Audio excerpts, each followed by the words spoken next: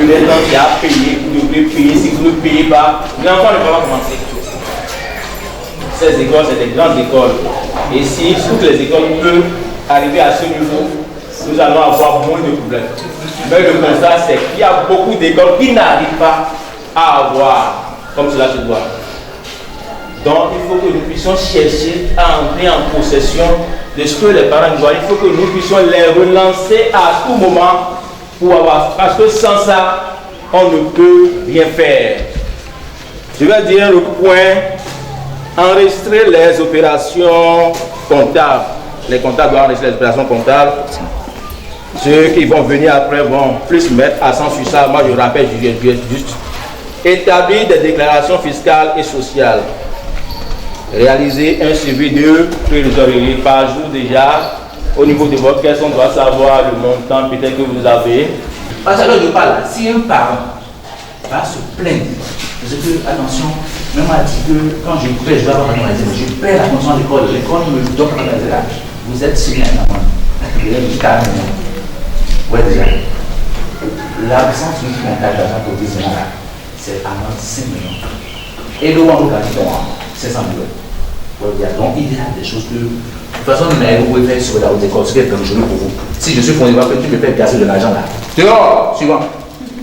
Donc, vous avez le droit de vous rappeler, vous mettre d'argent. C'est ça, on est là. On en parler, on est là. Donc, je crois que c'est essentiel.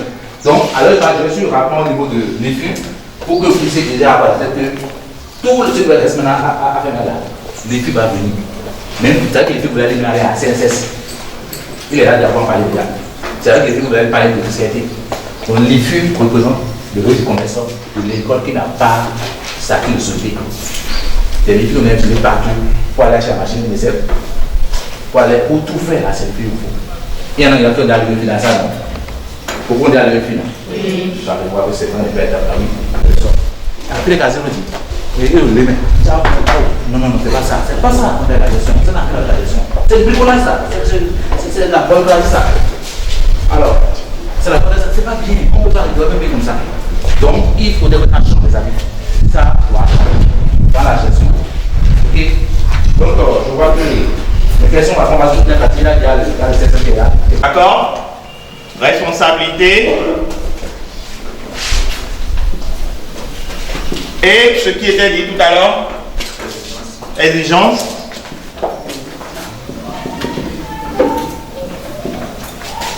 Ça peut aller? C'est bon? Alors, en matière d'obligation sociale, il revêt important un caractère très impératif. Dès que vous recrutez quelqu'un, vous avez des obligations vis-à-vis de cette personne.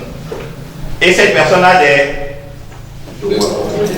devoirs vis-à-vis de la structure. D'accord? Nous avons deux types d'obligations. Nous avons les obligations fiscales et les obligations sociales. En ce qui me concerne, ce sont les obligations sociales dont nous allons débattre. C'est bon? Ça peut aller? Oui. Alors, comme nous l'avons si bien dit, c'est un devoir, c'est une responsabilité, c'est une exigence. Vous recrutez quelqu'un au 1er janvier 2022, d'accord? En même temps, suivant le contrat, vous avez une responsabilité vis-à-vis de cette personne. Quelle est la première responsabilité? Le salaire. Merci, c'est bien ça. Je ne quitte pas ma maison pour venir vous regarder. Il y a toujours une rémunération. Non, c'est Elvis Franck Modeste Aossin. Je suis le promoteur du lycée Les Palmiers. Mais dans le cas d'espèce aussi, je suis aussi promoteur d'un cabinet qu'on appelle 24 Consulting. Alors, ce matin, nous sommes ici dans la salle de conférence du lycée Les Palmiers pour une formation. Je dirais pour un séminaire de formation. Vous savez, parce que ça a été sur plusieurs jours. Alors, la cible, c'est quoi? Nous avons invité les secrétaires comptables, les caissières, les comptables et les autres personnes liées à la gestion d'une école à un rendez-vous de donner du savoir. Vous savez, aujourd'hui, on voit que si rien n'est fait au niveau de l'école béninoise, nous allons tous mourir. Parce que aujourd'hui, les plans d'école sont trop. Et il faudrait que nous puissions nous serrer la main, nous encourager pour pouvoir aller vers le succès. Aujourd'hui, maintenant, quand on prend les écoles, au Bénin actuellement, maintenant, on a un problème sérieux de gestion. C'est parce que l'école forme des gens en gestion, comme banque finance ou bien gestion en G2, qu'il est lui-même à l'antipode de la bonne orthodoxie financière. Non. Ceux qui sont au cœur de l'argent dans les écoles, on doit les interpeller, les former, les ramener sur le bon chemin pour qu'ils puissent aider l'école personne morale à grandir et aider aussi le promoteur de l'école personne physique aussi à avoir une bonne rentabilité. C'est pour laquelle nous avons lancé une formation sur la gestion administrative, financière et pédagogique des écoles au Bénin. Et je crois que c'est la première édition qu'on a fait. C'est sur 3 jours, ça a commencé. Hier, c'est les préparatifs. Aujourd'hui, la formation a commencé réellement. On finit demain. Et dans cette formation, il s'agira pour nous de révéler d'abord comment est-ce qu'on gère la gestion du courrier administratif. Parce qu'on voit aujourd'hui qu'il n'y a plus de secrets. On étale tout sur les réseaux. Et un secrétaire envoie tout sur les réseaux. Les WhatsApp, non, c'est pas ça. En termes de courrier, nous avons 3 types de courriers. Nous avons les courriers ordinaires, les courriers confidentiels, les courriers top secrets. Vous donc les a montré d'abord les différents types sur les courriers arrivés, comment les gérer, comment on gère aussi les courriers de départ. Voyez-vous. Et après ça aussi, le président collectif aussi a produit des conseils, les a rappelé d'abord comment on crée une école, les mesures pour réussir l'année, les a rappelés, les a donné des conseils en tant que secrétaire comptable, quel est leur rôle dans l'école, et ils ont compris. Je crois que vraiment on prie pour que d'autres éditions soient vraiment organisées pour d'autres personnes, parce que ce qui se dit là, c'est du bouquin. On a invité aussi un cadre de la Caisse nationale de sécurité sociale qui a rappelé les obligations sociales des écoles avec les contrats, la loi actuelle au Bénin. Comment est-ce qu'on va s'organiser pour payer et pour vraiment accompagner ceux qui nous accompagnent, vous, sur le plan social, les a rappelés. On a aussi invité un spécialiste fiscaliste qui a rappelé les obligations fiscales des écoles et un autre aussi pour aider les écoles à asseoir leur gestion comptable et financière. Parce que ce qui se passe actuellement, c'est grave. Dans les écoles, nous voyons des fondés qui mélangent la caisse de l'école en leur compte personnel. Ce qui contribue à la dégradation, à la faille des écoles. On voit aussi que d'autres carrément se laissent voler par des agents indélicats qui ne savent pas ce qu'ils veulent réellement. Et ces agents-là, malheureusement, ces collaborateurs-là, en griffe, sont des casse-rétrants. Ils disparaissent avec l'argent de la caisse et du coup, on se retrouve au galop.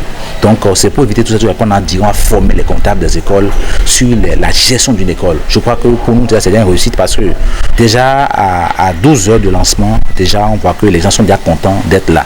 La formation n'a pas coûté le prix de la tête ni des yeux. Et la formation a coûté seulement 25 000 francs. Je crois que c'est à la porte de tout le monde.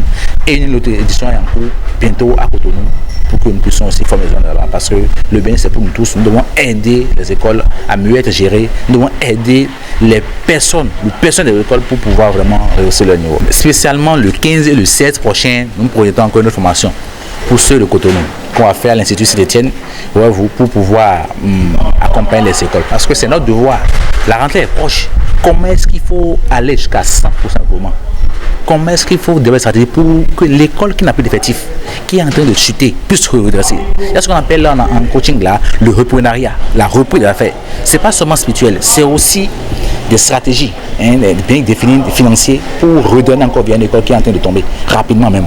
Comment faire pour que désormais les anciens, quand ils viennent là, même si c'est 1000 francs, ils prennent, qu'ils soient fiers, parce qu'on va les amener à participer à la gestion de l'école. Et quand ils voient qu'elle est dans la marmite là, ils savent qu'attention, nous devons faire des sacrifices pour que l'école grandisse, pour que nous puissions en juger demain.